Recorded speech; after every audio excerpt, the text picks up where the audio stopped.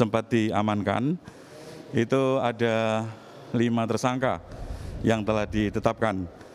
Yang 4 diantaranya ditetapkan dari hasil pengamanan hari Kamis kemarin di saat polisi berusaha untuk menangkap tersangka. Dan saat ini tersangka baru saja diturunkan dari ruang serbaguna yang digunakan sebagai pers release. Kemudian untuk tindak lanjutnya pihak kejaksaan, baik dari Kejaksaan Tinggi Jawa Timur maupun Kejari Jombang, ini mengisyaratkan bahwasanya kasus ini akan dilanjutkan ke proses pengadilan. Demikian. Baik, Pramono, bagaimana kronologis akhirnya tersangka ini menyerahkan diri setelah 1 hari penuh drama penangkapan ini mengepung pondok pesantren? Ya, berdasarkan informasi yang kami peroleh, ini tersangka menyerahkan ke pihak kepolisian dini hari tadi, dan sekitar pukul 2 atau pukul 3 langsung dibawa ke Rutan Medaeng. Dan memang untuk tersangka yang dibawa ke Rutan Medaeng ini secara diam-diam dan tertutup, dan baru dirilis untuk siang ini. Jadi semuanya yang rencananya akan dilakukan di Polda Jatim, diamankan di Polda, namun oleh pihak kepolisian atas dasar pengamanan akhirnya tersangka dibawa langsung ke Rutan Medaeng. Dan saat ini tersangka sudah berada di Rutan Medaeng di bawah pengawasan langsung dari petugas. Tidak ada pemberlakuan khusus kepada tersangka seperti napi atau warga binaan yang baru masuk. Tersangka harus menjalani sejumlah langkah-langkah atau prosedur yang harus dilakukan di dalam Rutan Medaeng ini. Demikian. Baik, apakah pihak kepolisian sudah memeriksa sejumlah saksi atas kasus ini? Ya, berdasarkan data yang kami peroleh, tadi di Reskrimum Polda Jatim, Bapak Toto Suharyanto juga menjelaskan bahwasanya proses pemeriksaan hingga kini masih terus dilakukan oleh aparat kepolisian. Selain memeriksa ataupun mengembangkan tersangka, ini polisi juga sudah menetapkan status tersangka dari sekitar 300 santri yang diamankan pada Kamis kemarin. Jadi ada 5 tersangka, 1 tersangka ditetapkan pada hari Minggu yang lalu, kemudian 4 tersangka ini ditetapkan sebagai tersangka hari Kamis kemarin di saat polisi mengamankan ratusan santri di Polres Jombang. Perkembangan yang terbaru seperti itu, seperti disampaikan oleh Direskrimum Polda Jatim. Demikian.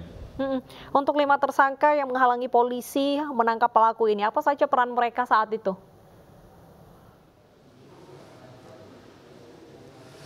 Ya, dari data yang kami peroleh, menurut keterangan Direskrimum, hingga saat ini kelima tersangka ini masih diperiksa. Namun inti dari pemeriksaan itu, para tersangka ini dinilai menghalangi aparat kepolisian saat melakukan penangkapan terhadap tersangka.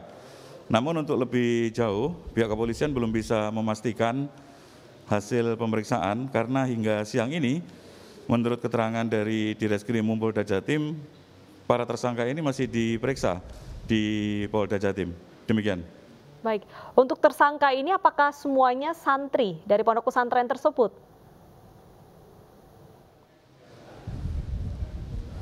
Ya, menurut keterangan Direskrimum Polda Jatim seperti itu.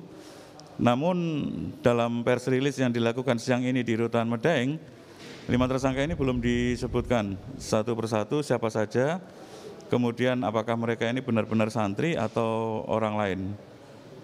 Itu penjelasan langsung dari Direskrimum. Baik. Pramono, apa tahapan penyelidikan ataupun penyidikan dalam jangka waktu dekat ini?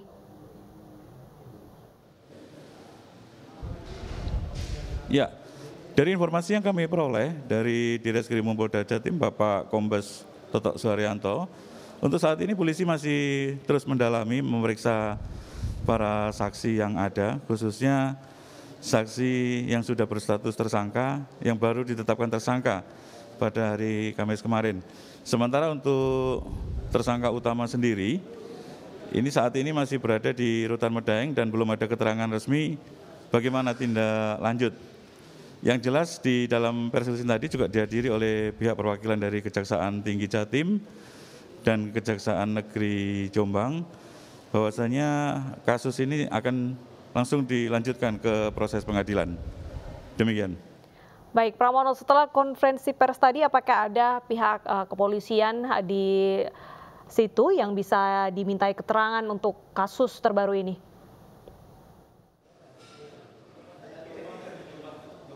Ya, untuk sementara belum ada pihak baru yang diminta keterangan. Sementara semuanya langsung berjalan sesuai rencana, yaitu tersangka langsung dimasukkan ke dalam sel. Sementara polisi sendiri saat ini dari sejumlah pejabat Polda maupun Kejaksaan, baik dari Kejati Jatim maupun Kejari Jombang, ini masih melakukan koordinasi di salah satu ruangan di dalam Rutan Medaeng ini. Yang jelas dalam press release tadi, untuk kegiatannya berlangsung cukup selektif, jadi awak media pun yang masuk juga harus di bawah pengawasan khusus dari pihak keamanan rutan maupun dari kepolisian. Demikian. Baik, lantas bagaimana penjagaan di Rutan Medaeng sendiri? Apakah ada larangan untuk masa mendekat ke Rutan Medaeng? Ya, hingga saat ini untuk proses keamanan di Rutan Medaeng masih berlangsung seperti hari biasa.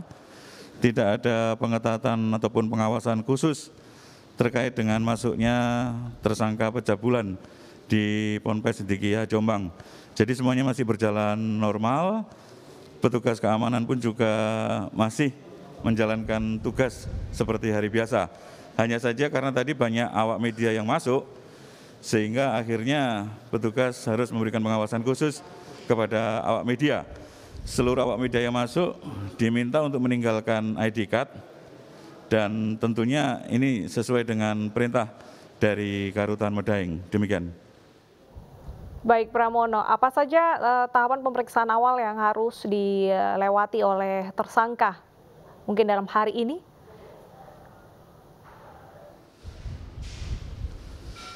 Ya, berdasarkan data yang kami peroleh, tersangka saat ini berada di dalam satu ruangan, namun kami juga belum memperoleh keterangan resmi ataupun informasi dari Rutan Medaeng apakah tersangka berada di dalam ruangan khusus atau bersama dengan warga binaan yang lain.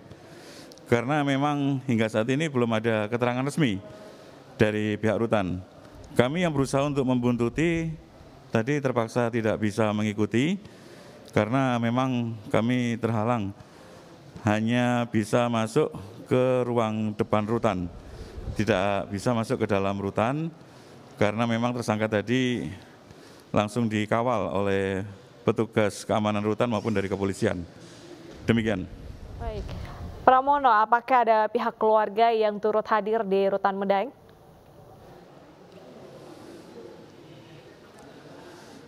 Hingga saat ini mulai masuk dari Rutan Medaeng di pintu masuk tadi hingga pelaksanaan pers release, kami tidak melihat ada anggotanya keluarga. Tidak ada satupun anggota keluarga yang mendampingi tersangka.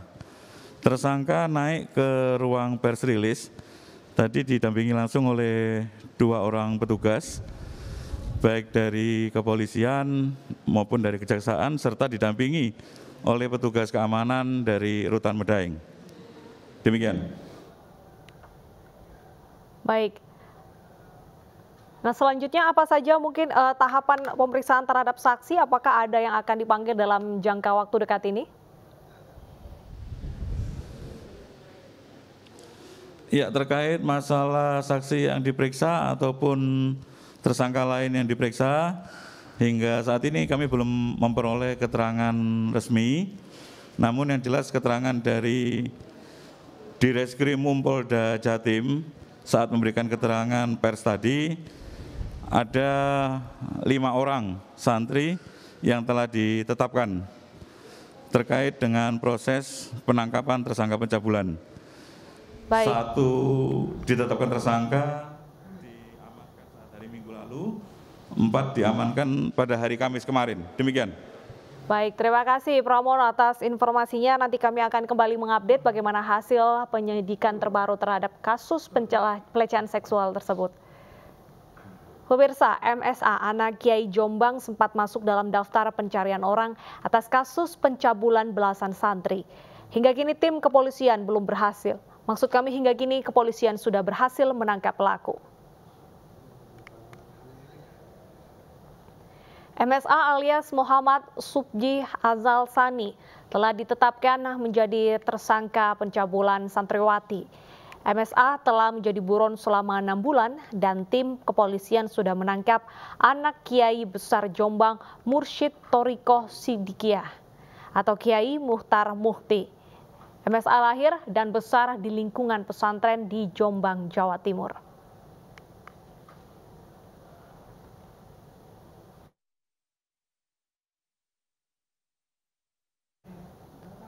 Ya pemirsa, jalan berliku harus dilalui polisi untuk menangkap tersangka pencabulan santriwati MSA atau Mas Beki.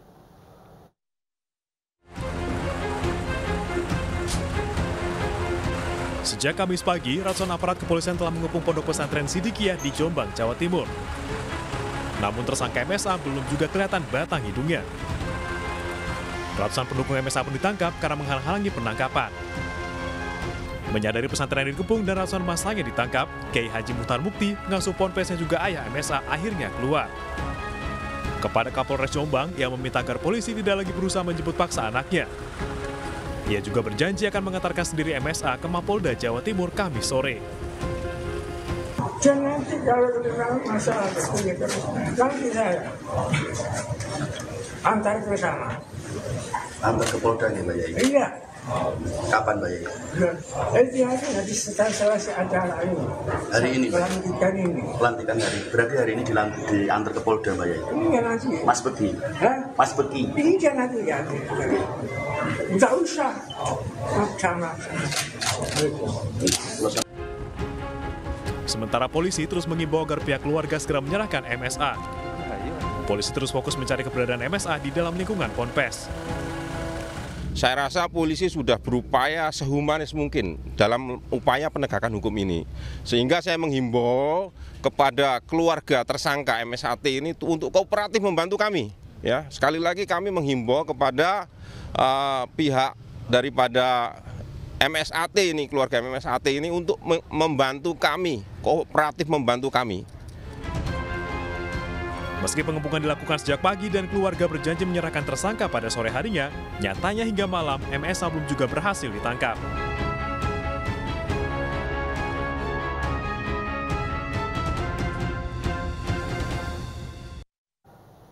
Sebelumnya pemirsa, ratusan pendukung MSA atau Beki tersangka pencabulan santriwati di Pondok Pesantren Sidikiyah Jombang, Jawa Timur ini ditangkap. Mereka diamankan polisi karena berusaha menghalangi proses penangkapan.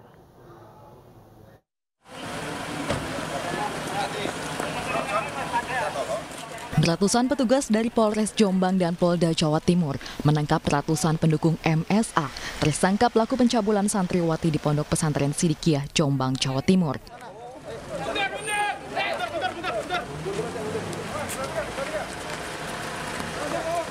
Sejak Kamis pagi, para simpatisan MSA ini digiring keluar dan dimasukkan ke dalam kendaraan petugas karena menghalangi proses penangkapan tersangka.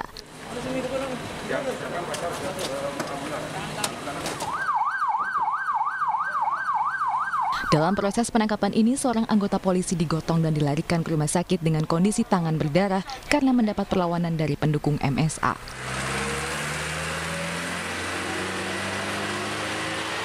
Hingga kini, MSA masih bersembunyi dan polisi masih melakukan pencarian di dalam area pesantren.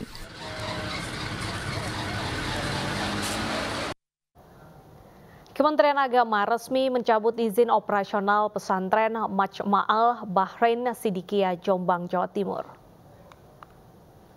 Langkah tegas pencabutan izin ini dilakukan setelah anak kiai pimpinan Pondok Pesantren Sidikiyah menjadi DPO kepolisian terhadap kasus pencabulan dan perundungan terhadap santriwati.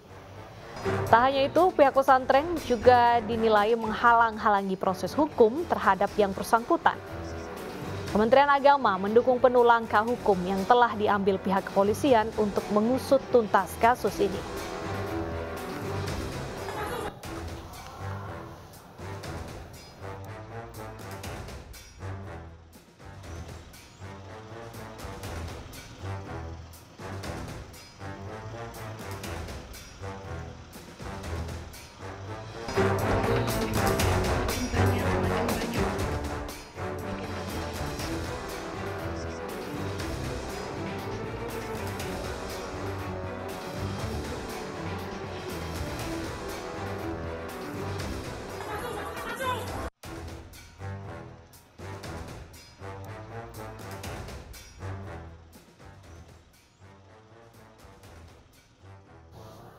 Ya, pemirsa, kita kembali mengikuti konferensi pers di Rutan Kelas 1 Surabaya, Jawa Timur. Ini berhasil kita temukan atau kita dapatkan dan kita bawa ke rumah polisi. Untuk lebih jelasnya mungkin secara teknis nanti akan disampaikan oleh Bapak Dirjen Waktu dan tempat kami persilakan. Assalamualaikum warahmatullahi wabarakatuh. Yang saya hormati Pak Kabid Humas, kemudian Pak Karutan, Asbijun dan Pak Kajari Jombang. Alhamdulillah barusan tepatnya tahun 9.30 secara administrasi kita telah menyerahkan tahap 2 tersangka dan barang bukti, kemudian diterima langsung oleh JPU sekaligus disaksikan oleh Pak Asbijun dan Pak Kajari. Dan pemirsa, kita akan menghubungi rekan Pramono Putra dan kita juga akan berbincang terlebih dahulu bersama Kombes Pol Darmanto di Surabaya, Jawa Timur. Selamat siang, Pak Dirmanto, mohon maaf. Selamat siang, Mbak.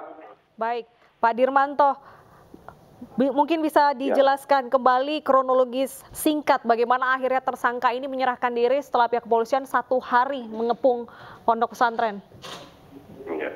Baik, kami luruskan, Mbak, ya, itu bukan mengepung kita di sana ya, tapi kita melakukan upaya paksa dengan melakukan penyisiran di beberapa lokasi di sana. Jadi beberapa lokasi di sana.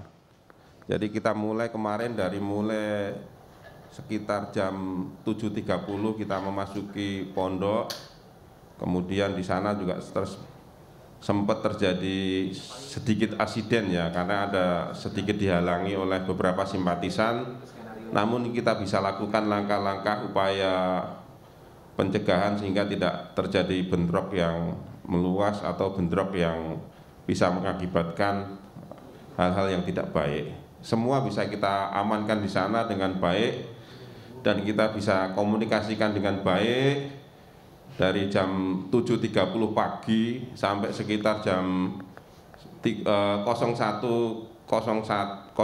ya. Tadi pagi kita berhasil untuk mengamankan pelaku pencabulan atas nama MSA. Kemudian dari hal itu MSA kita bawa ke Mapolda Jatim. Di Jawa Timur, di Polda Jatim kita lakukan langkah-langkah upaya identifikasi terhadap yang bersangkutan. Kemudian kita juga melakukan upaya pemeriksaan kesehatan dan dinyatakan sehat oleh dokter bidang kesehatan Polda Jawa Timur.